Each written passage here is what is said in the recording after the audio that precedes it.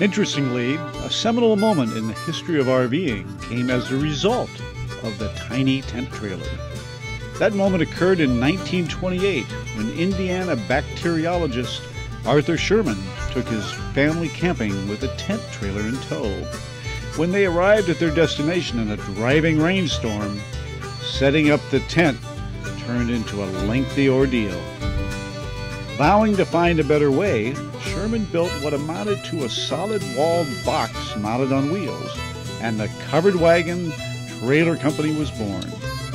Soon other companies copied his idea, and America entered the golden age of the travel trailer.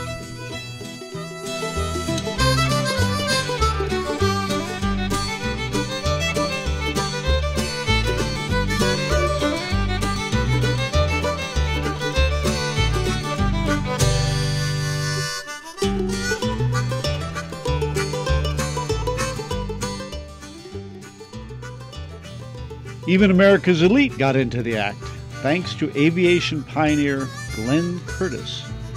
Curtiss, using aircraft principles of lightweight aerodynamic construction, invented the first fifth-wheel trailer by mounting an airplane wheel horizontally in a car's trunk and fitting the beak of the trailer into the wheel.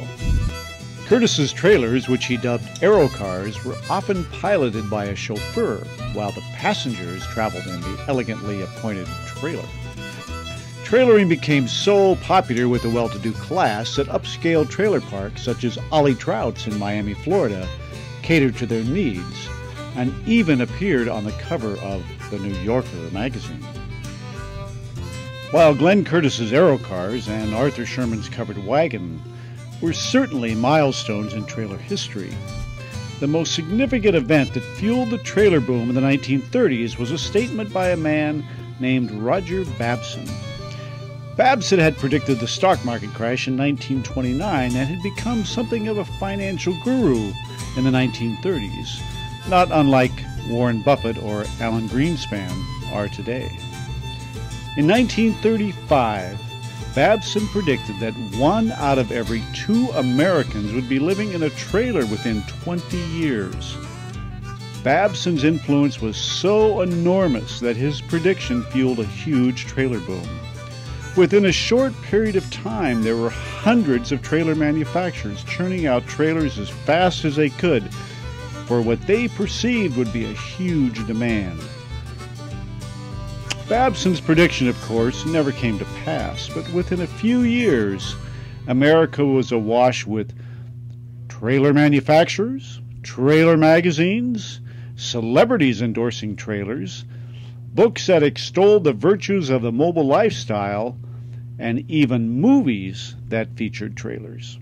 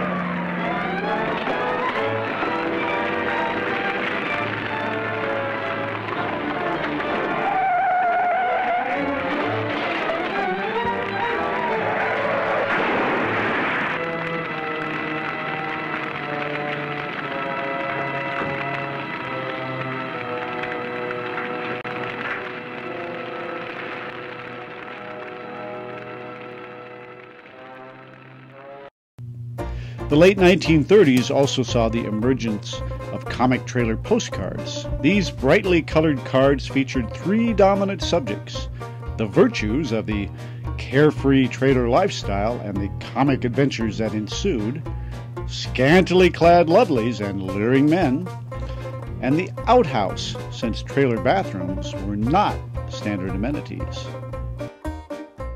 The 1930s also saw the first use of aircraft aluminum in travel trailers. Still another contribution of the fabricating service are the all-aluminum truck and body parts assembled for the leading truck and trailer companies. And the first truly streamlined trailers that were invented by another aircraft pioneer, Holly Bolus. Bolus got his start in the aviation industry. He was the shop foreman for an airplane manufacturer in San Diego named Ryan Airlines. One day, early in 1927, Ryan Airlines got a telegram.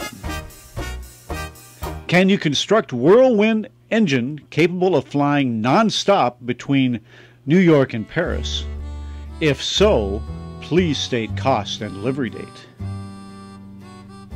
That telegram was from a young aviator named Charles Lindbergh. The rest, as they say, is history. Bolus, who had been building gliders since 1910, continued with a stellar career in aviation. His most notable achievements were the construction of a number of sailplanes. In 1930, he built the first U.S.-made high-performance sailplane, which he called the Albatross, and in 1932 established a new soaring record by staying aloft for more than 9 hours. When Bolus tested his sailplanes, he often had to spend a considerable amount of time camping out in the desert. During one of those excursions, the proverbial light bulb must have gone off because a plan was hatched to build a trailer to stay in during his sailplane test. This trailer would be based on the aircraft principles he had learned.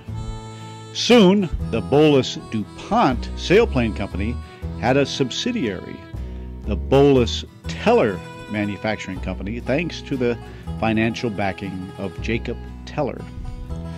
From 1934 until 1936, Bolus Teller produced about 150 trailers in its factory in San Fernando, California. Bolus was understandably a big promoter of the virtues of streamlining. In fact, in one of his brochures, he claims that while towing a Bolus Teller streamlined trailer at speeds more than 45 miles per hour actually increased the car's mileage. The most popular Bolus Teller trailers were the Road Chief models, which came in standard, deluxe, and special commercial configurations. Road Chiefs came with a 2-burner stove, icebox, water tank, and pump, kapok-filled leather cushions, and a telephone system that connected to the car. Available accessories were brakes, safety glass, and a loudspeaker that connected to the car's radio. Bolus Teller trailers were truly revolutionary, but with prices ranging from $750 for the diminutive Papoose to more than $7,500 for the Motor Chief, their offerings were beyond the means of most Americans. And by 1936, the company was in bankruptcy. Trailers as revolutionary as the ones designed by William Holly Bolus would need someone with the marketing ability of a P.T. Barnum. That task would fall upon a one-time salesman for Bolus Teller who would purchase much of the equipment from the bankrupt company. That person, Wallace Wally Byam, subtly reconfigured the Bolus Teller trailer and began marketing it under the Airstream name. Although Holly Bolus may have invented the streamlined aluminum trailer, Wally Byam is the man who made it an icon of mobile America.